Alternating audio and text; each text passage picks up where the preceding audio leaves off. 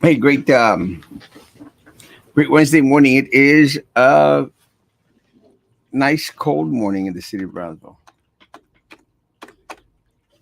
and waiting to see who comes on this morning. Supposed to have Roman, who always wakes up late, and John Shergold. John Shergold is a local attorney that is running for office uh, here, running for a court district court judge. I think. Oh, speak of one of the devils. What, were you going to say crap about me again or something, or what? It's just about to. Really? Yeah. Oh, I'm sorry that it took me a little longer to be able to log in. What the hey, man? Somebody had to dress their kids so they can get ready to go to school. Well, not kids, just one. Not me. The little one. Not you. I'm thinking like, well, that wasn't me. I mean, they have to get ready for go to school. What happened? That your man purse? Isn't it cute? It looked like a purse, dude. Well, it's kind of trippy. It's a Dooney Burke. What? A Dooney Burke? I have no idea what that A is. Dooney Burke is supposed. I have no style, I guess. But then again, it looks like one of those things, one of those vests that people from Mexico, your buddies, would probably wear. With, their little sashes, like, oh, look at me. Oh, I love the sashes. I'm sure you do. I mean, be a man. Don't wear that crap. It's Dooney and Burke. It's a Dooney Burke. It's okay, one of these little famous brands, I think. Isn't it? Anybody knows anything about style? No. Dooney Burke. ¿Sí, Ruby? ¿Es famoso Dooney Burke? Dooney Burke, una marca? A Dooney Burke? No la conozco. You see? Nobody knows what you're talking about. It's probably a ripoff of somebody else. No, Dooney Burke. Guys, does anybody know? It's got to be famous. No, Well, okay. let me tell you what happens. Okay, tell me. Sí, por favor. Let me tell you what happens. Okay. I have my this is the wallet that I usually carry. Okay. It has a Apple little thing here. Okay. So that somebody can find you. No, well, so I could find it in case. Oh yeah, somebody can find me in case I get Bernice up there in Turkey. May he rest in peace. John Shergold. Good morning. I wouldn't get up for just anyone at 9 in the morning and 30 degrees outside. Wow. You guys are. I hear you're out in the streets and holding your big signs everywhere. Yeah, those things make good airplanes. I almost lifted off the ground the other day over on HEB. I think I got about a half a foot off the ground when the wind gusted to like 40 miles an hour. Hey, so How are y'all doing? Doing good. So I usually use this one, right? Right. Uh-huh. AirTag Give thing. me 1 second, gentlemen. I'm going to turn my phone off. Okay. Yeah, go ahead. Take your time. I don't want to get fined. You're doing good. But the problem is that I'm going to. I don't know if I told you, Rome. I'm going to Italy tomorrow. I'm going to yes, you made it. Yes, I bought euros. That's wonderful. You can't. This is the green one, but I got euros, and the problem is that in this little wallet, it just they stick out. Mm-hmm. You see that? Yeah. So I said, well, let me change to this wallet, which is someone gave me this as a gift. Well, it sticks out también. It does not fit.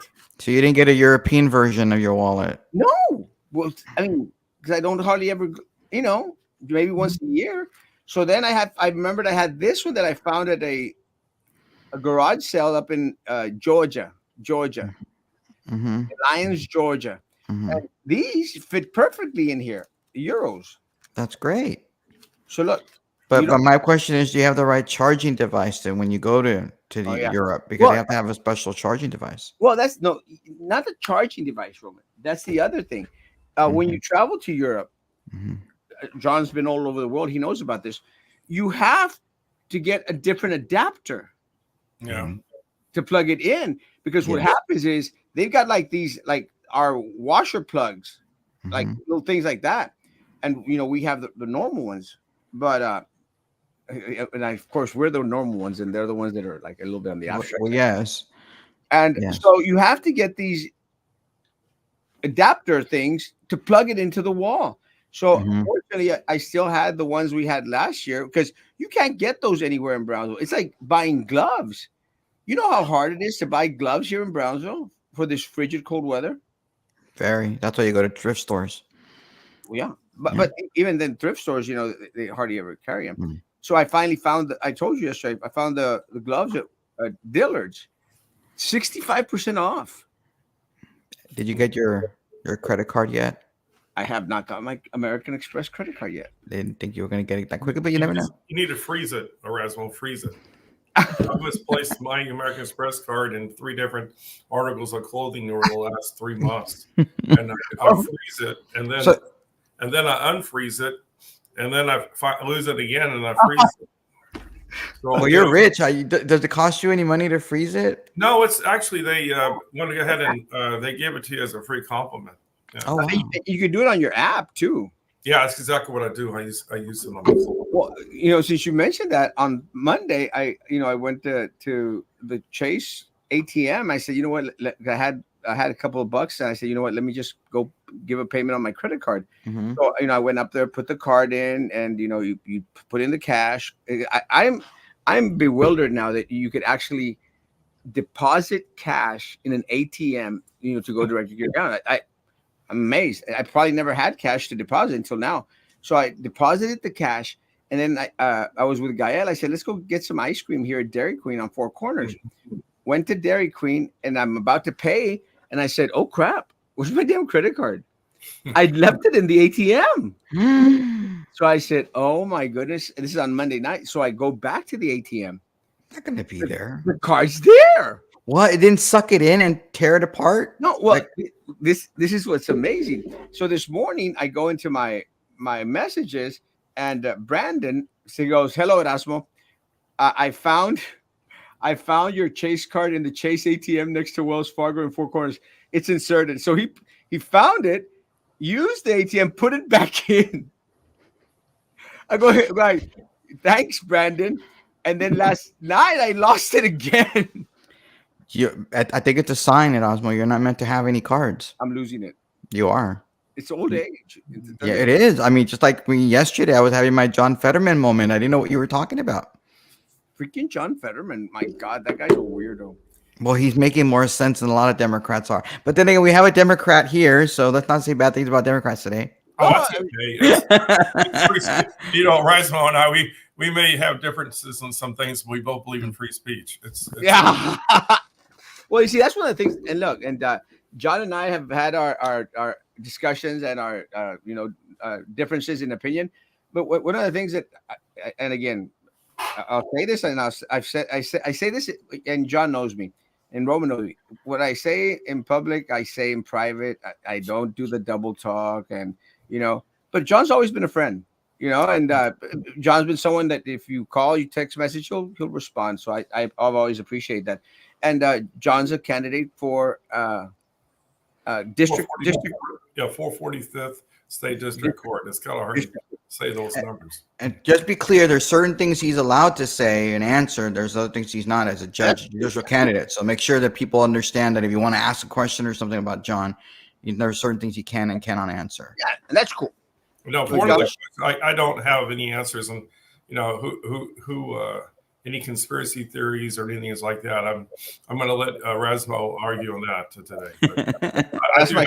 I do have opinions on UFOs, and I do have opinions on who shot, Kennedy and those things. And it wasn't, and it had nothing to do with Senator Cruz's dad. Well, there's many different theories. I haven't read that one. Well, I don't know. They came out in 2016, apparently, in the presidential election year that Senator Cruz's dad was really involved. He wasn't, but who knows? Who knows? Maybe. Possibly. No. But let me say, last time I saw John, which I thought was really amazing. I think last time I saw John was at the city commission meeting here in Brownsville, and we were there. We were there because the community got a little bit on the piss. And this is one of the things I admire about John. He'll come out as a community member and say, "Bitches, get your crap in order." I don't think he's using that language, but okay. Well, he meant metaphorically. Yeah, metaphorically. But it was amazing, and this is one of the things that I think that differentiate John, myself, and a couple of other people from other folks is that we don't need a script to go out there and say, "Bitches, get the job done right." and John went out there and gave a very, very eloquent, attorney-like, community member-like speech in regards to what was going on in NASA. What's your take on how the community has bounced back from the Tanasca fix? That was I've always been known to, support the middle class, the little guy. And that's how I grew up, and then as a ratepayer and as anyone else in the city at the time, I believe that the issue was very clear. Where did the money go? And the folks that cannot, afford their electricity, and also let's think about small businesses. I mean, the small businesses run the economy anywhere, especially in a town like ours, and they were paying out the gazoos for that electricity, and no one really knew, how all those rates, how they got up, and where all the payments are going to consultants, and you and we talked about it, and I just felt like, all for the truth not to come out is for good people to do nothing, and I felt a moral obligation to go down there, since I do have, a voice given by the people in this community, to speak out against that, and that's what we did. Well, let me tell you, John. One of the things that I had made mention, and and again, as much as a lot of people think, oh, Erasmo's and conspiracy theorist, and always thinks that everything's negative and everything. I've been screaming about Tanasca for years, and a lot of other community members have as well, because we all knew it was a farce. Almost from the start. Almost from the start. We all knew that it was a bullcrap deal. It was never going to happen, because it's just another one of those bridges to nowhere, another one of those Titan Tire craps, another one of those performing arts centers that we never gotten. But let me say, one of the things that I had made mention, John, and I think this is where you probably are on the same page with it. My electricity went up from $187 here at this little small office that I have to $300 and some dollars. And again, I'm very, very blessed. Very, very blessed that I can afford. Right. Yeah, we can afford it. Right. I mean, yes, I understand. Yeah, we could afford it. We were out there, John. We were screaming our lungs out, and you were doing a lot of screaming that day. We were out there screaming our lungs out, not because we were going to be hurt by it, but because the individuals, the community members that count on someone to go out there and say something, that can't speak for themselves, they can't. There's a lot of folk here in the city of Brownsville that live paycheck to paycheck, if not even that. So we were out there screaming our asses off for those folks out there. A lot of my clientele are, as union members, workers, average folks, and citizens. I represent folks who get allegedly discriminated. Obviously, we do prove that in jury trials, and a lot of those people were coming to my office. Actually, you could tell that they were hurting financially, and I was getting a lot of feedback from family members, their friends. I go to the grocery store, I go anywhere I go. Hey, John, why don't you go down there and say something, because they won't listen to me. And I would tell folks, like we said, First Amendment. I mean, there's this conception that we have to somehow not speak the truth or speak our conscience, because a lot of folks, are afraid of retaliation, and they're afraid that if they go out and they speak out in the open public, that they're going to somehow get tarred and feathered. That's why I love this country so much. That's why I love running for this position as judge, because I'm going to go out and speak in this campaign. I have on behalf of those who believe that the court system should be open for everyone, regardless of what your political persuasions are or what your money is in your pocket. There's no Democratic judges. There's no Republican judges. There should be just judges. So yes, I am a Democrat. I'm proud of being a Democrat, but that doesn't mean necessarily that I agree with everything that the Democratic Party does, nor does it mean that I agree or disagree with everything the Republican Party does. I think that we need to get a consensus together. And one consensus is that I'm going to be a fair, impartial judge that's going to listen to all sides. As a matter of fact, Erasmo, you said it beautifully. You and I are from different political persuasions, but yet we're friends. And Yeah. there's no reason why we, as human beings, cannot, behave in that type of, format. So I'm running for this position for the right reasons: openness for government, fair impartiality, respect, allowing everyone to be able to come into the court and feel like they got a fair shot. That's one thing I always do. I've been practicing law for 27 years, 25 years. And one of the things, whether I win, lose, or draw on a case, I always want to go out of that courtroom thinking I got a fair shot. Just like playing baseball, balls and strikes should be called equally by the umpire. If a fastball is higher up, it should be called a strike for both sides. And that's exactly, even my folks that are maybe not in the same political persuasion, or maybe may have a different theory on issues, know me that I'm not going to look at a decision other than the law, and I'm going to look at it and make the decision, because you can't sell your integrity. Well, one of the things and again, I've known John for a while, especially because I, have been and will continue to be very, very active in regards to BISD. John represents a good number of individuals that are on the lower rung of the pay scale there at BISD. I know that he has represented a lot of bus drivers, a lot of custodians, and a lot of the FNS workers out there. And I appreciate that. I appreciate individuals that go out there and are willing to raise hell for the little guys, because the individuals on the upper rung, like the superintendents, the deputy superintendents, the area Right. superintendents, these guys, again, going back into affordability, those guys could afford those high class multiple law firms, attorneys, and stuff. It's the people down here, that get stepped on, trampled on. And Erasmo, you're right. And I've been able to meet such wonderful people, union representatives there at the school district. You have Patrick Hamas, you have Albert Alegria.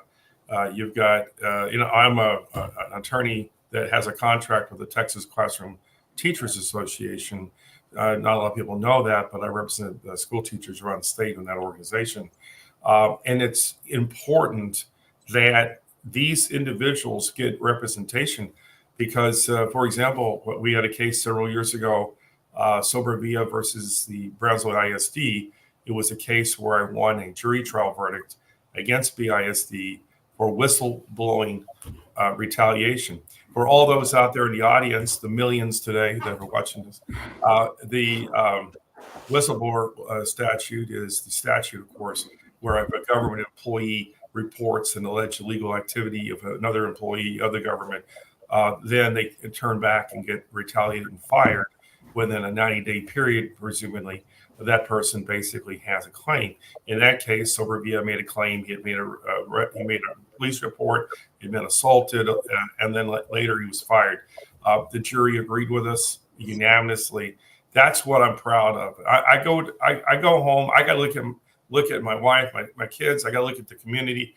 I have to look at people like you guys, and I have to live with myself. Some people do it differently. I respect. Everybody needs to be represented. We have the best country in the world in the school district, and big folks, money people need their representation, and that's the way our system works. But the little guy needs to also have a voice. And that's the reason why I respect this show and you, Erasmo, because you actually put people on here that have different viewpoints. And I believe that that's what makes this show a popular show. And that's the reason why I wanted to get on the show today, because I want to have the opportunity to present my reasons why I'm running for office. It's John. It's very difficult to run as a challenger to somebody who's been in office for a number of years, and usually there's retribution against candidates who are running against incumbent judges or maybe even a district attorney. Are you fearful of any of that potentially happening in this particular race? Or Well, it's an excellent question. I'm going to just answer it this way. My dad was a union steward at Bell Helicopter. He died when I was 17 years of age. And he always taught me when I was a boy growing up with my brother that if you're good at what you do, in whatever it is, whether you're a car mechanic, whether you're a housewife, whether you're a school teacher or a custodian or whatever you do in life, even Dak Prescott at the quarterback of the Cowboys. We can talk about that later, right?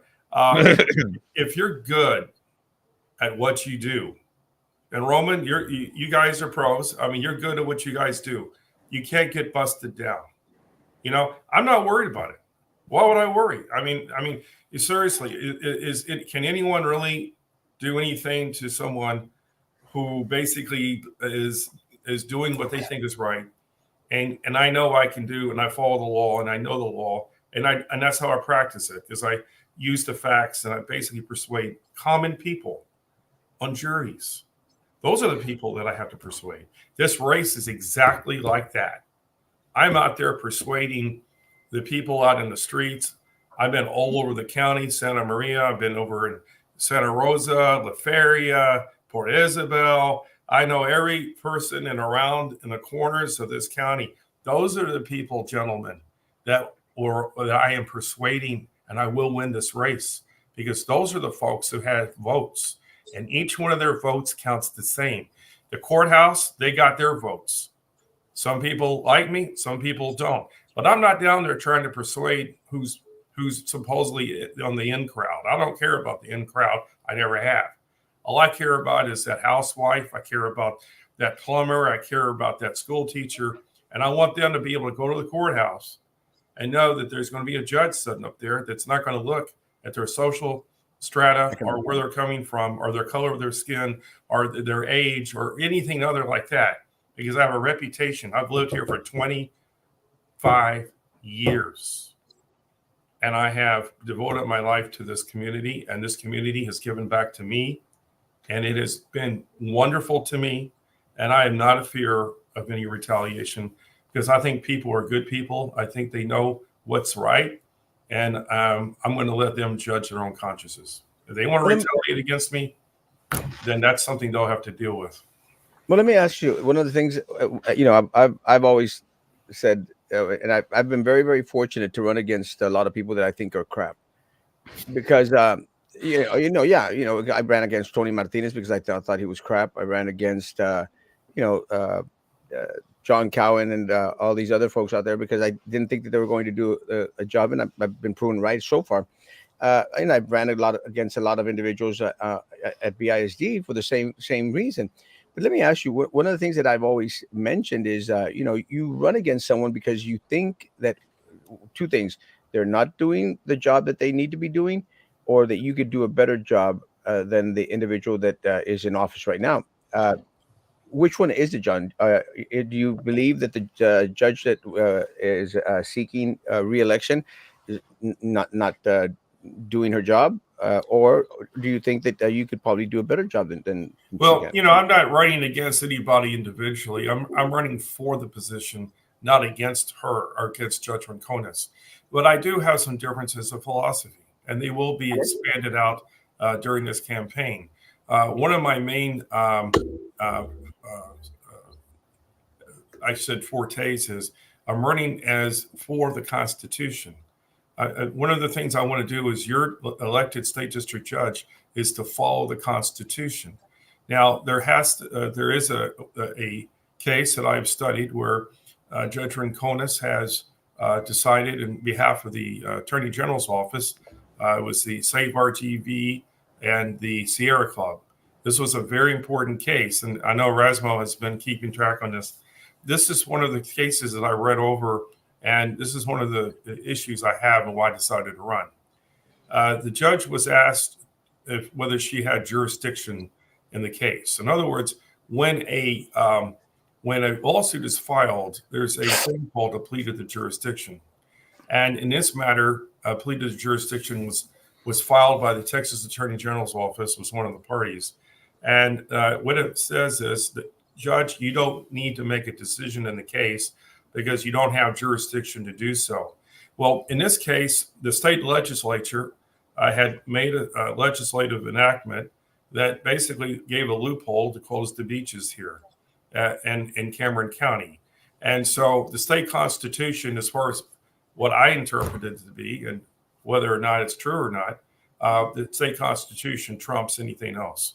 So the state constitution, basically, in my view, is sacrosanct. It says basically that the beaches are open to the people, to the publics, open to the public, right? So the judge, whether when you sit as a judge, what I always expect is if when I win this thing, if I'm fortunate enough, is to make a decision either one way or the other.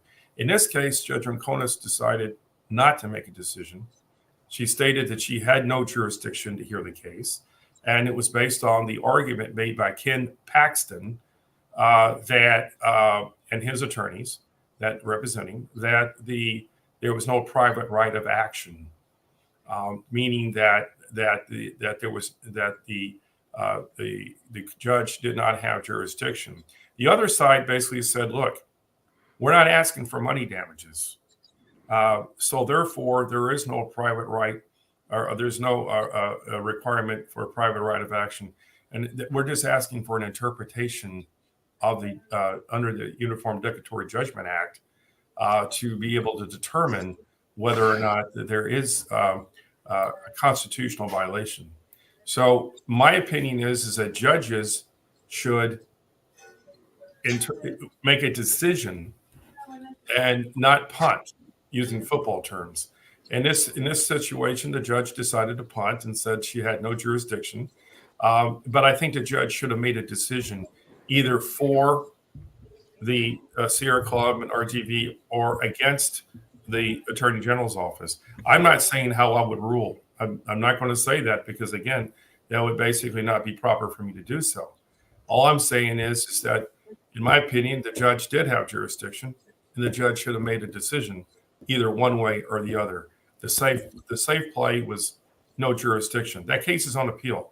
And for the record, I have no involvement in the case. I'm not a litigant. I'm not anywhere involved in it. I just read this as a citizen and took the time and energy, like you guys do, to keep up on what's going on around me. So I'll introduce people out there in my legal mogul jungle, but I had to go at least 5 minutes doing that. It's fine.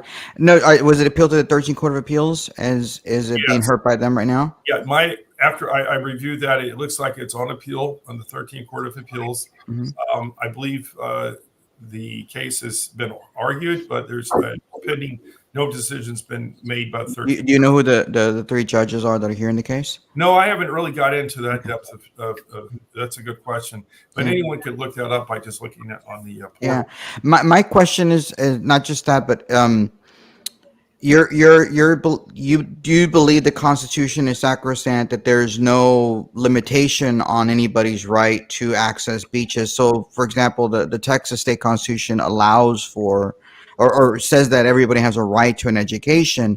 Do you don't think the legislature has any role to be able to curtail that right in any way, shape, or form? Well, no, what I'm saying is I'm not running for the legislature. I'm running for judge. What I'm saying is that a judge's job is to interpret the state legislature's laws. And I don't want to get into whether I agree or disagree with anything. Well, yeah.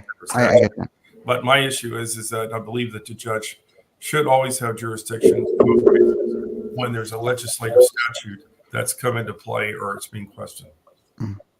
Let me ask you, John. I think just so individuals that may not know, what you're running for. Why is it that we vote for judges instead of them being appointed?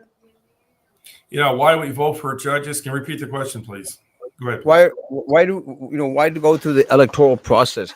Why do we vote for judges instead of them being appointed? Erasmo, that's a great question. I could sit around and have a cold drink with you and talk about this for hours.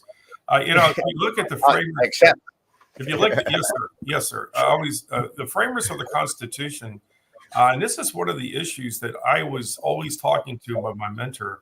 His name was Doyle Willis. He was the dean of the Democratic Party back in the mid 1990s. I was his legislative advisor out of law school. And he would always tell me that he believed that the framers of the Constitution, by giving federal judges lifetime appointment, there was arguments for it and arguments against it. But he, being a 47-year state legislator, always believed the people should have a choice. So I agree with the way we do things in state courts and state judges. I think that they should always be the judges should always be up for the decision by the people. E pluribus unum, out of many one, Latin. I think that our system should be one where judges should be held accountable, and the state system allows that, fortunately. And I do believe that is what the people deserve, and that's why I decided to run for this position instead of just basically sitting home and being a spectator. I want everybody out there in Erasmo's listening world today to understand that I'll be taking a pay cut when I'm elected. I'm going to take a pay cut because I believe that we're only alive one time in our life, and we should make a difference. I've got 2 children. I know I want them to understand that their dad cared enough to put their name on the ballot to present to people an opportunity instead of just having the same person putting their name on the ballot and not being challenged. Well, I think one of the other things that I've been very, very fortunate to run multiple times, successful for the BISD race. But one of the things that I've made mention is that we need individuals that fall outside of that little inner circle, that little loop, that little I call it the political machine, right, that exists. We need individuals that are not going to be part of the daso, like this is the golden child, this is the one that's picked. And I think that, and again, John made mention in regards to taking a pay cut. And, John's fortunate that he is a successful attorney here in the city of Brownsville. Could finance most, if not all, of his campaign. right. I, on the other hand, I am, well known to the point that I do carry a base of individuals, and because of my social media platform, I'm able to run. John, how do we motivate more individuals, to run for office, individuals that are outside that little political machine and we know it exists here locally? How do we encourage other individuals to become a part of the electoral process? By doing what you've done and what I'm doing now, by getting out there. One person can make a difference by standing up to the system and saying that the people are the most important part of our system. And when I'm elected, God willing, I'll be able to show the people, just like you did when you got elected at the BIST, that you can make a difference, and that'll be an encouragement for others to follow suit. That's how we do it. One of the things I wasn't sure I could ask her. Oh, you have something, or you? Oh, yeah. I mean, I wanted to ask about. Yesterday was the filing deadline for people to submit their campaign finance reports. You happen to know, how much you and your opponent raised or didn't raise? I haven't looked at my opponent's paperwork, and I honestly, not going to prioritize that. I'm not so interested in watching what the other side's doing. Yeah. I've got enough to keep myself busy. But how much have you raised, though? Approximately, I don't have the report right in front of me. I can get that number before the show's over with, and I can do that. But I have raised money from some attorneys. Oh wow! I've raised money from people, the average people here, and I'm one of the things I want to stress is some of the attorneys and that are supporting my opponent. I have talked with them, and I've said to them that I completely understand why they have a sign in my opponent's yard, or in their business or whatever. And I told one attorney, I said, "Can I give you a hug?" And this attorney I've known for many years came over, and I hugged him. And I said, "Do you feel better?" And he said, "Yes." And I said, "It's okay. I understand." I said, after the election's over, and if God willing, I'm elected, I will always be your friend, and it does not make any difference to me whether you supported my opponent. That's the difference between some candidates and others. And people who know me, like you guys know, no, I would not get up on the bench and care about who supported whom. I'm going Mm. to care about the law and be fair and equal. And I think that's what makes me a candidate that should be elected to this race. I have a question. Would you ever consider Lalo is asked, would you ever consider running for higher office, like a county judgeship or mayor of the city of Brownsville? Or Well, I played a little basketball at TCU for Coach Jim Killingsworth many years ago. I was 30 pounds lighter, 40 pounds lighter. And he always told us to always play one game at a time. So, I'm, Mm. I'm let me just say this. I saw my worthy opponent, Miss Judge Ronconis, at the Taste of Frontera. And this is the type of tone I want to set for politics. And when I saw her, my wife was with me, my paralegal, and she was with some folks. And I approached her and I said to her, I said, this is like TCU playing Texas. I said, after the game's over, we're going to be friends. And that's exactly how I'm going to present this whole race. This is not personal. This is about ideas. This is about differences of my main goal as a judge would be is to let people develop their cases, let them do their discovery, let them both sides examine the truth, because the greatest engine of ever to discover the truth is allowing the process to work. And I'm all about openness, transparency, and as a judge, I'm going to sit back there and I'm going to be a referee. I'm going to let everybody to make the balls and strike calls, but I want to have open discourse, open transparency. I'll be on the bench at 8 o'clock, 8:30, but I'm not going to make anybody come in there until 9 or 9:15 because we have families and kids. But I want everyone to know that I'll be on time. I'll be courteous, respectful, just like people will tell you that I have been. And that's one of the things that I want to make clear, Judge Rincones is a friend of mine as well. A great individual, a great person. And again, I think I ran into her right before New Year's during a little celebration. Said hi to her. Also, Judge Vasquez and a lot of other folks.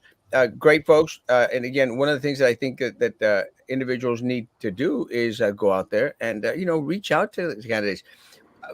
Do you feel that Lalo made mention of a county judge and mayor? Do you feel that the interest of individuals is not where it needs to be when they go like, well, a mayor is going to be the mayor and a judge is going to be a judge?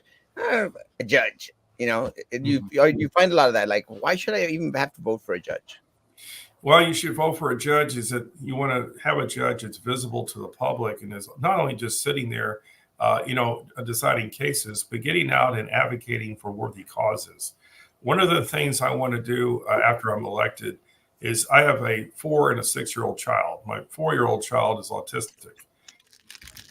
And I want to basically raise the level of awareness for autism and being a judge and being a public official, I could go out there and do those types of things, help the community instead of just sitting back and going to the courthouse and doing my job and going home and becoming insulated. I mean, there are things that I can do to help for worthy causes. And one of those is basically raising the awareness of autism for children, because it's very important that the community knows and how we can help and how we can help in a way of improving the children with autism. I appreciate the fact that you've always been out there in regards for the little guys. I appreciate that you're going to be out there for individuals of special needs as well, and I think that speaks loudly of your character. Again, I haven't seen you interaction with your children, but I know for a fact that you're out there for again the bus drivers, food services individuals, custodial workers, and stuff like that. And and sorry to interrupt you. And also, I've advocated for special education children over the years as well in school districts.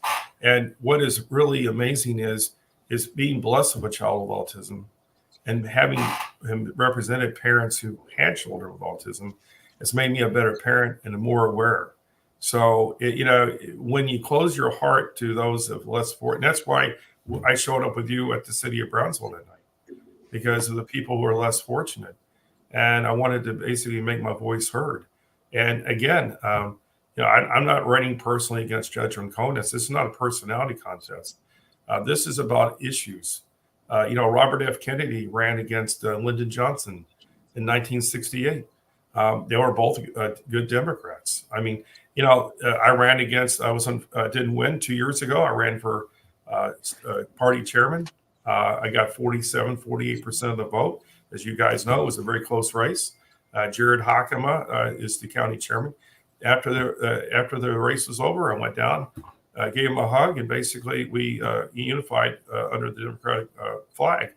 But Jared and I are great friends to this day. My kids call him Uncle Jared. So what happened in that race is the party became stronger. I basically am more right center in the Democratic Party. Jared's a little bit more left center of mine, but the party basically modified into the center point. And so, it's good. Competition's good. It brings out the best of us. Well, one of the things that you mentioned, John, was how there is that left side and that right side of even inside the Democratic Party. Sure. Do you feel that there's many candidates right now that are serving? Not, I mean, maybe your opponent, but maybe other candidates that are serving in elected positions who are Democrat, which is the majority of the individuals here locally. Do you think that they tend to be more farther on the left side than more moderate or closer to the right side?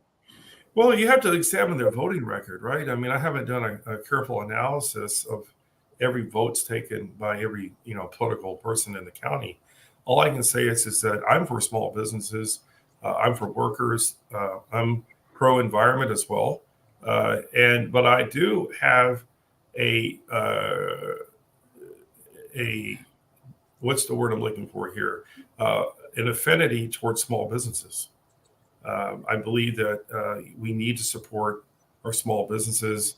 And I believe that, someone like Jack Kennedy, for example, President Kennedy was today, they would probably look at him as a centrist, not much more than that. But he was also conservative in the sense of pro-business. So I don't think you have to be anti-capitalism and be a Democrat. I think that you can be both. I think that being stereotyped in one direction or another and is wrong. And just like I'm not an expert in the Republican Party, but I do watch CNN and Fox, both channels, and you've got center part, you've got Trump extreme right, you've got Republicans that are running against him, they're more centrist, and so I think that's just the way the system's supposed to work, right? I mean that's why people have the right to look at these candidates. But I will say that I believe that our country, Alexander de Tocqueville, the French philosopher, said in Democracies in America book that I read many years ago, that the American people are much like buffalo. And he made the analogy in the sense that when there's one big loud sound, the American people go one direction. And then there's another big loud sound politically, and they go the other direction. But he said that was the strength of our democracy, because as the end result, the center of our country is usually the majority, not the extremes. And I think I represent the center, left center of the Democratic Party. I believe that most people that pay taxes, that want to go to the courthouse and have a decision made based on the law, should vote for me, because I have a proven record in being that type of individual in my business affairs and my conduct out in public.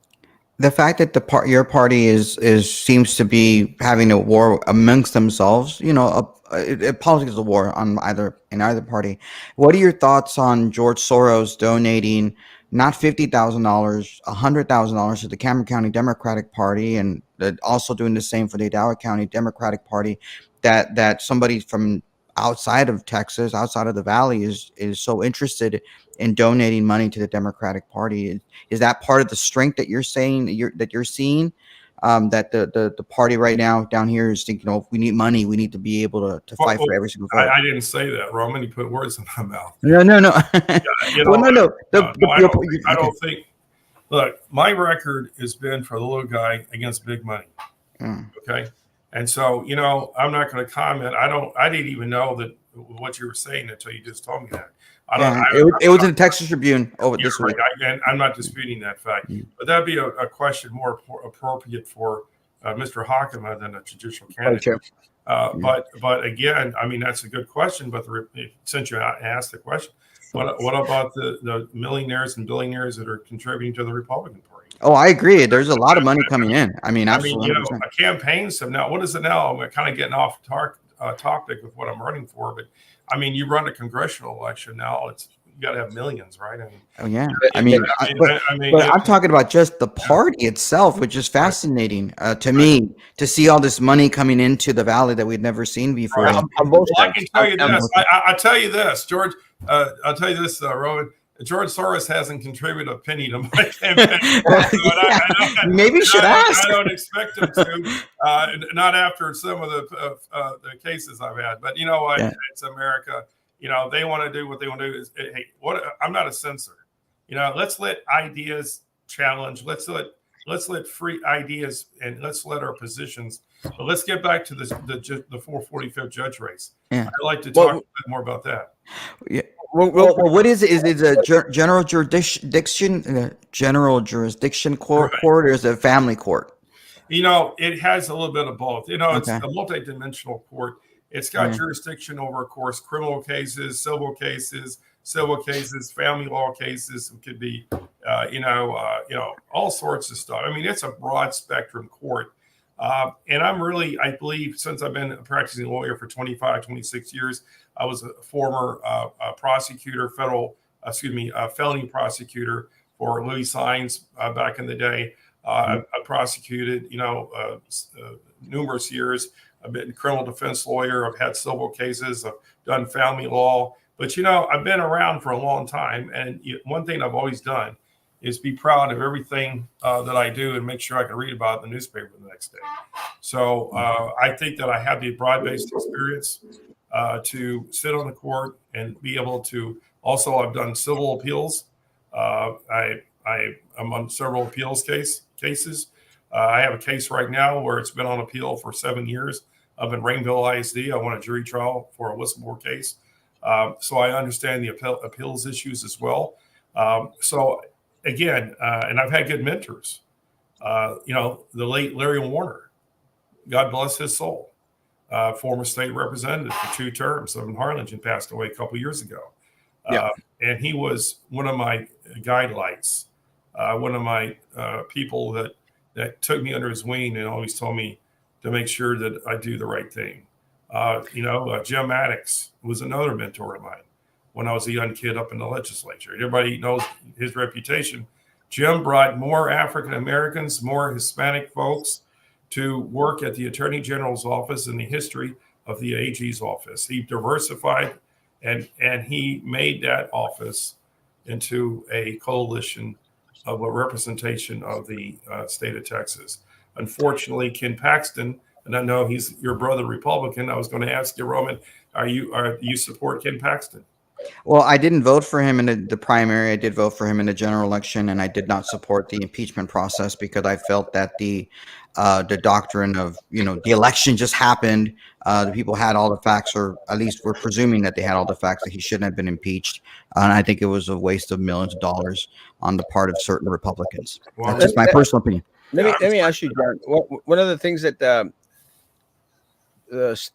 Democrat Party chair Gilbert Hinojosa, fought a recent case in regards to politiqueras, voter fraud, voter harvesting here locally.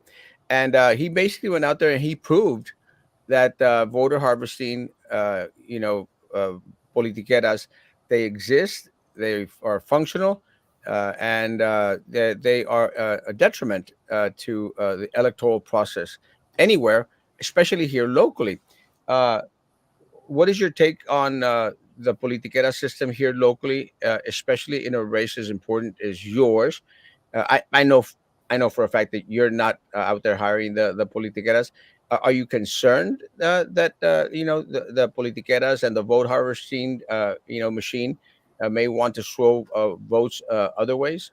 Well, first of all, I've known Judge Hinojosa ever since I moved here in 1995, and he's been very, very positive. He's always someone you can go and talk to, and he always gives you an opinion. He's one of the finest men that God ever made, in my opinion. But the thing of it is that I think anyone who goes and tries to overpower or overwhelm a person in getting votes or getting them to vote a certain way, I think that is morally, ethically wrong. And I'll just let it at that. Let me say one of the things, and we're very, very. We know that we see the vans going in, to the library, going out to vote, and they're bringing in all the viejitos at the adult daycares and everywhere else. I'm praying that there will be in the near future more unity in regards to everyone, both parties, everyone out there, and put a stop to that and find a way here locally to work together. I'm very popular this morning. Apparently. Work I like together. that song, by the way. I remember that Hey Jude song. It was the first song that my mother, I was like, I don't know how old I was just a little baby, but I remember hearing that on the AM radio. No one in the younger generation knows what that was, but I remember that Beatles song when I was maybe in diapers. I still remember that. When you heard that, I remember it reminded me of my mother because she passed away this last year. I moved her here from Fort Worth, and she was 88, and she was my rock and my soul. And she loved it down here, and I was glad that I was able to have her here with me for those years. Like, how many people are calling you, Erasmo? I haven't gotten a single phone call today. Isn't that crazy? I think it's crazy. It's usually me getting complaints from Republicans. It's interesting, but I'm actually getting calls from I think from a lot of court people now right about now, which is okay. Why they need to see you in court or what? No, because we have John here today. You're going like, hopefully, what are you doing? Hopefully not calling to see me go down to the courthouse. This is my high tech. Irene, do I have any court settings this morning I forgot about? Okay, well, I'm glad. All right. Very quickly, proposed by Helen Ramirez, city manager, $200,000 contract for consulting agency for retreats. Yes, let me say it's very unfortunate, and I did want to put Joel's comment up on there because it's something that really, really irks my chain. One of the things that I think, and again, we're going to step a little bit away from the district court race, really irks my chain that a lot of these individuals were out there spending hundreds of thousands, if not millions of dollars on consultants, where individuals that are overpaid in high positions out there should be qualified suffice so that we don't have to go out there and pay off consultants like crazy. That is a deterrent to this community. And it's really unfortunate that $1 million a year office, like the city manager's office, spends $2 to $3 million just on consultants. We're not getting enough bang for our buck. And that's just unfortunate. That's my take on the whole Helen Ramirez $200,000 for partying or for, I don't know, Dirk. They need retreats. John is a taxpayer. He pays a lot of taxes, I'm sure. Well, I'm pretty sure he has an opinion. I can't really make a comment on this because I got pending litigation against the city of Brownsville. Okay, well, never mind. He can't say anything. then I won't. Then maybe let me make a comment. This is ridiculous. But I appreciate you understanding why I can't comment. Yeah. Well, $200,000 for consultants to do a retreat. I mean, can't they just get Mr. Mackey from South Park or somebody to just do like a stinking retreat? Do they really need to spend $200,000 on that? Well, it's so weird because on some of that stuff, I looked at it yesterday and going like, I could have done that for free for them. I mean, and a lot of the stuff that they go out there and get these consultants for, I'm going like, what? And one of the things, and I know that John does represents a lot of like police officers and a lot of things, and sometimes even against the city. I'm not saying I'm mentioning any other cases, and other individuals, just normal workers out there, which I appreciate. Mhm. But let me say, one of the things that I fear for this community is how abused the little guy is, and a lot of the resources, these $200,000, these millions over here, a lot of those resources could actually go and benefit the community as a whole, but they're given to the compadre, to the buddy and stuff. And I'll say this one, just a real quick example. I have at my office, John, you haven't been by my office, but at my office, I have this big old sign. You've been there, Roman. Big old sign that was taken down, this billboard that was taken down by the city of Brownsville. I mean, John, we paid $150,000 for that. $150,000 for the sign I have right here. I'm pointing at it right now. $150,000. They removed it and paid El Compadre up in San Antonio another $150,000 to put up another billboard that's crap. And they threw this away. They threw this $150,000 that we paid for. They threw it away. I found it at a thrift store in Austin, Texas. In Austin, Texas, a Brownsville, city of How much did you pay for it? I paid $86 for it. $86. More than those horns. More than the horns I paid for. $86. $86 for a sign that we, the people, the little guys, the janitors, the custodial workers, the bus drivers, the food service people, we paid for my sign that's right here, $150,000. It's right there. I'm pointing at it. And that's got to stop in our community. Well, what's beautiful about our democracy, and the reason why I'm targeting and I'm going out and appealing to these type of workers, is that their votes count the same. That's the beautiful thing. The courthouse crowd has their supporters, but this county is big. It's got 450,000 people in it. And the people you're talking about, Erasmo, their votes count exactly the same as mine or yours. Isn't that beautiful? Isn't that beautiful? One of the things I have been looking at is the voting percentages. I just wanted to get this out to the public. And I know you guys know this, and you probably have had shows about this before, and I apologize if I'm repeating. But we know we have around 200,000 registered voters. And this election that I'm running in right now, we're looking at maybe 18, 17, on average 20,000 people who vote.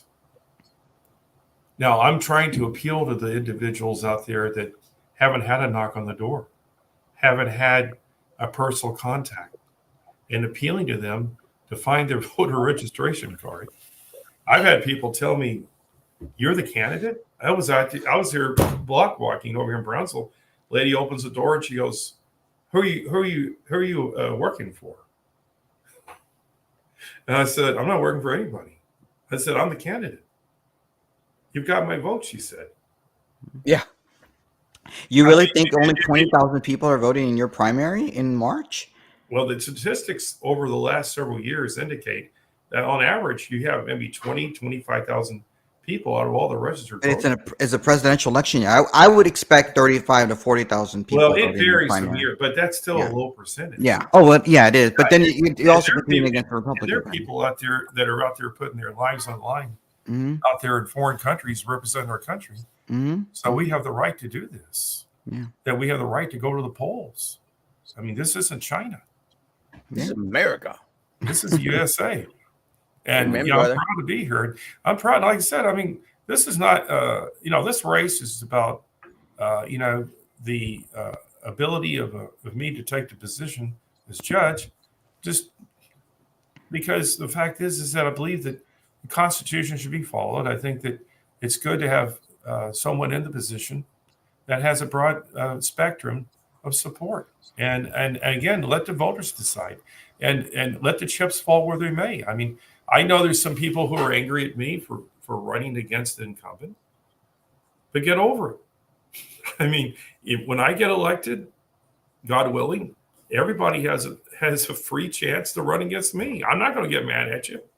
I'm not going to go over there and take your signs down. And I'm not implying that my opponent's done that, because she wouldn't do such a thing.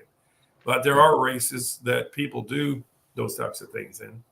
Are a lot of the people that supported you when you ran the last time for county chair supporting you now, or are you seeing Absolutely even different people that are coming in and supporting you? Roman, that's a great question, because, frankly, I was surprised that I got 47% of the vote. I thought I'd get maybe 42, 45. I thought I was a long shot to win, but I wanted to get my message out, make the party stronger. But I was surprised how effective our campaign was, because I didn't have the power groups. I didn't have the individuals that were, I guess the in crowd or whatever it might be, or the people whatever it is. I didn't have the politicaros or however it might be. I had average citizens, average people that supported me. We got around 9,000 votes out of 20. Over 9,000. I think Jared got right around 10,000. I mean, the early voting was the difference in the campaign. And I think you guys have had shows on that. I'm wondering, but the early voting is where probably the most significant reason I was defeated, because my opponent Jared my friend Jared, not opponent, he's my friend, had beat me by about 1,000 votes in the early voting. But then the actual voting day, it was pretty much even. So you can interpret that any way you want. Let me ask and our hour is up, but a real quick question. Is it already up? My goodness gracious! It flies. It really does. It went by fast. we could do another one anytime you want. But let me say, when district court judges change, do you also change the staff? All the staff, or do you opt to keep individuals? What is the process of transfer of power? Well, that's an excellent question. I believe in giving people a chance. When I'm elected, I'm not going to go in there and fire people. I mean, that's why we have civil service laws. Unfortunately, civil service applies to some county workers. It doesn't apply to all county workers. How could I go in there as a judge on the first day and get rid of people and fire? That would be completely against everything I stand for. Believe in. Yeah. I would go in there as a judge, as a supervisor, and I would evaluate the people that work there, just like at any other job. And I have a lot of experience in employment law. So I think that I would basically wait at least 6 months to a year and let everybody do their jobs. I'm not a micromanager, but I think that when politicians get elected, whether it's county, state, whatever position is, local, and they go in there and they fire their employees, it's an outrage. That's my stance. Perfect. Well, Tucker, there's some things that he cannot answer. Some of that stuff that you're asking, he can't answer as Tucker? No, L. Tucker. Oh, L. Tucker. Well, that's his name is L. Tucker. I got Tucker. No. But there's some questions he's asking that you can't comment on as a judge. So we're just letting him know, because you might not have been here in the beginning. Yeah, it's a question it's a question that we actually can't even answer as in regards to the decision-making process from a previous District 2 city commissioner. We just don't know what the Well, I appreciate him listening. Yeah, I appreciate that, guys. John, thanks, man.